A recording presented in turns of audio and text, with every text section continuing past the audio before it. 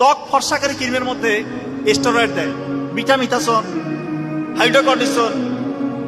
তো এই ধরনের স্টেরয়েড তার ইমিউনিটিটাকে ফল করে, ইমিউনিটি তার থাকে না এবং ওখানে মার্কারি থাকে, তার দেখা যায় রোগ প্রতিরোধ ক্ষমতা কমে যায়, তার নার্ভগুলো ড্যামেজ হয়ে যায়, তার কিডনি পর্যন্ত ড্যামেজ হয়। এবং সব থেকে ইম্পর্টেন্ট যেটা, এখানে হাই ডোজে খুব বেশি মাত্রায় হাইড্রোকুইনোন নামে একটা উপাদান দেয় এই ত্বক ফর্সাকারী ক্রিমগুলোতে।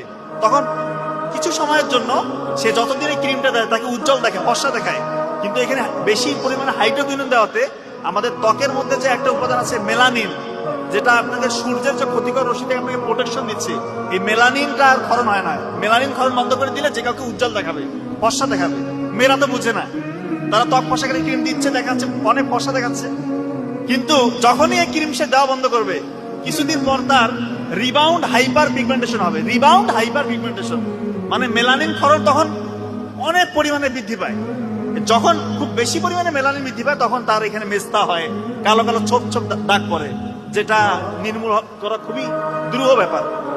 এই জন্য বলতেছি, যে কোনো ছেলে হোক মেয়ে হোক, আপনারা যদি মুখে কোনো কিছু দিতেই চান, আলু পেস্ট করে সেটা দিবেন। আলু, কাঁচা আলু একদম কুচি কুচি করে কেটে এটা ব্লেন্ড করে ওইটা দিয়ে রাখবেন। যদি সম্ভব হয় সপ্তাহে 2-3 দিন নেবেন, দেখবেন যে ইনশাল্লাহ স্কিনটা আপনার ভালো থাকবে।